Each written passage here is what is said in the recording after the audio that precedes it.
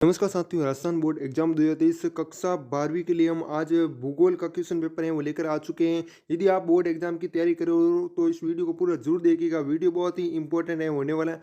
और जो आपका 2023 बोर्ड एग्जाम में जो भूगोल का क्वेश्चन पेपर होगा वो आपका 56 नंबर का है वो रहने वाला है। और टाइम है देश तो 3 घंटे 15 मिनट का रहेगा। और आइए निधि से आप पढ़ सकते हो। सबसे पहले क्वेश्चनों की तरफ चलते हैं।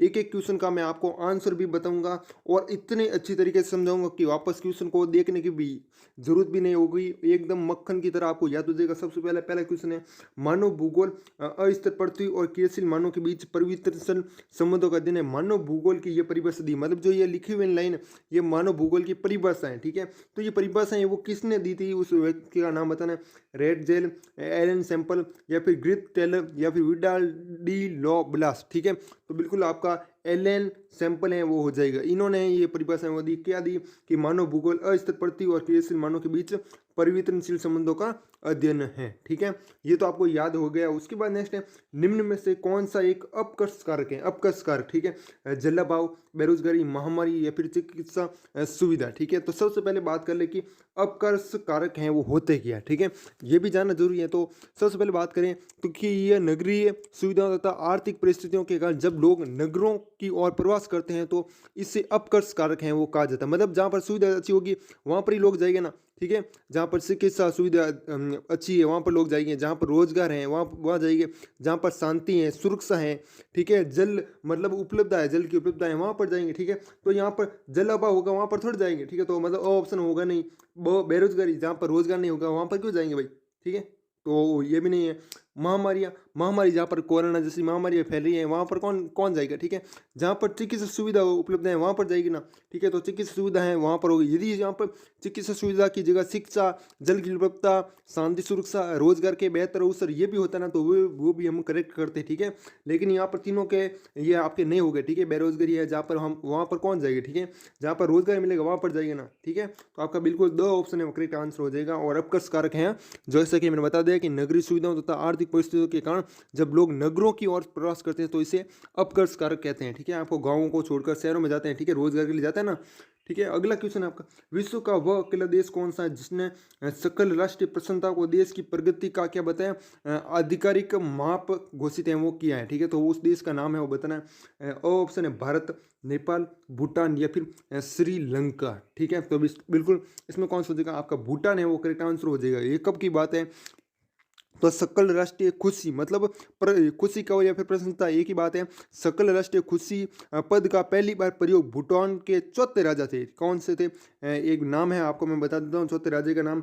इनका नाम था जिम्मे। ठीक है, जिम्मे सिंघये, जिम्मे सिंघये वांगचुक, ये हैं राजा थे।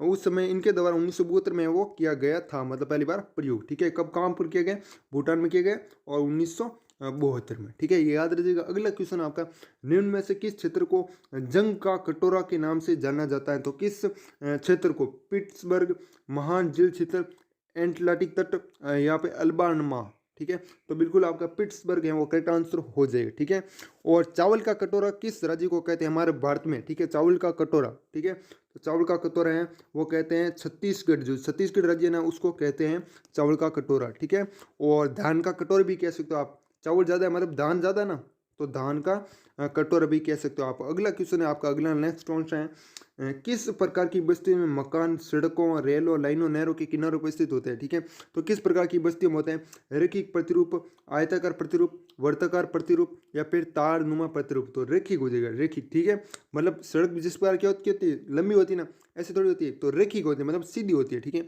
सड़क है जैसे आपकी रेल लाइन है, रेल लाइन भी सीधी होती है, नहरें भी सीधी होती है मान लें। ठीक है, तो वो रेखिक प्रतिरूप के अंतर्गत आयताकार थोड़ी होगी ना, तो बिल्कुल आपका रेखिक है वो करेक्ट आंसर हो जाएगा। ठीक है, और क्या इसमें उदाहरण क्या तौर पर क्या बताए, जैसे मकान है, सड़क है, रेल लाइन है, नदियां हैं, नहर हैं। ठीक है, ये हो गया आपका। अगला क्वेश्चन आपका, संयुक्त राष्ट्र विकास कार्यक्रम द्वारा प्रथम मानव विकास रिपोर्ट का प्रकाशन है वो कब किया गया था। ठीक है, और भारत में भी मतलब ये जो मानव विकास रिपोर्ट है वो कौन जारी करता है, संयुक्त राष्ट्र विकास कार्यक्रम यही है वो जारी करता है। ठीक है, तो अब मतलब संयुक्त राष्ट्र विकास कार्यक्रम मतलब UNDP, शॉर्ट फॉर्म है UNDP द्वारा प्रकाशित होती हैं। ठीक है, और ये मतलब पहली बार कब प्रकाशित हो गई थी?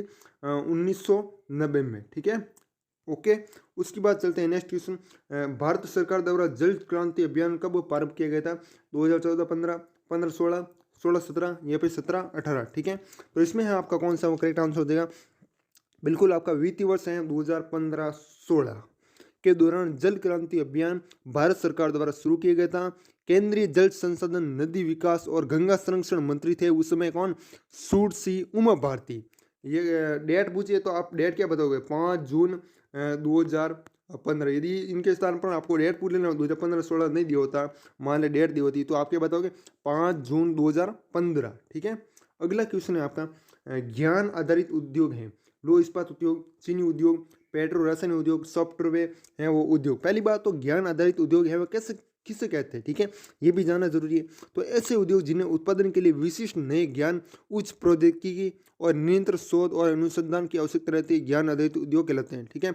इसमें कौन कौन रहता है? ज्ञान आधारित मतलब शिक्षा है, कोई भी विज्ञान खोज है, ठीक है, परामर्श है, बीमा है, वित्त है, स्वास्थ्य सेवा है, संचार हैं, ये है, ठीक है। तो ये सॉफ्टवेयर मतलब ज्ञान आधारित उद्योग हैं, ठीक है इसमें। उसके बाद ऑप्शन है लौह इस्पात उद्योग, चीनी उद्योग, पेट्रो रसायन उद्योग, सॉफ्टवेयर उद्योग, ठीक है। लौह इस्पात उद्योग में ये थोड़ी आता ज्ञान, ठीक है।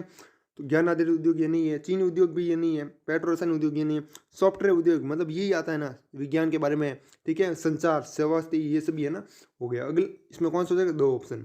नेशनल रिमोट सेंसिंग सेंटर मतलब NRSC कहाँ स्थित है?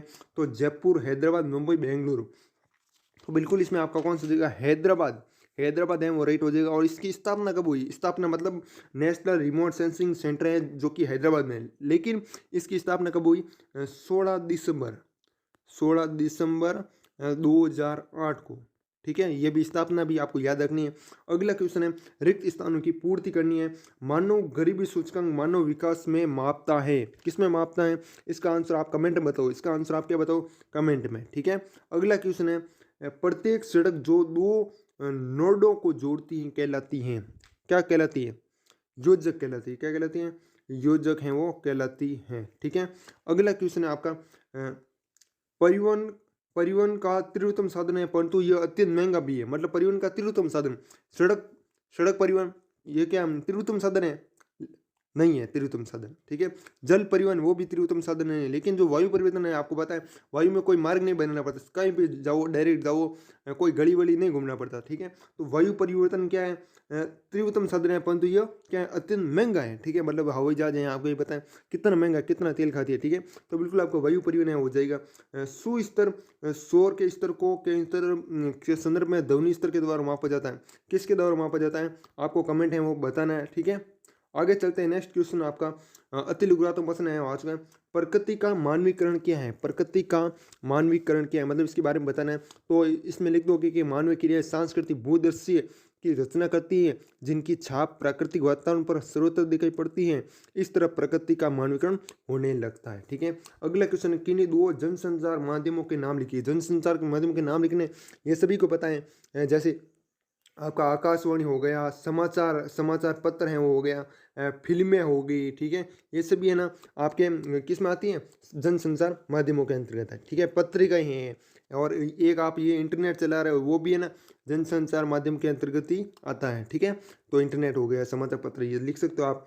जल संभर प्रबंधन से आपके समझते इंपॉर्टेंट क्वेश्चन है, वेरी इंपॉर्टेंट क्वेश्चन है, स्टार लगा देना इसको, ठीक है।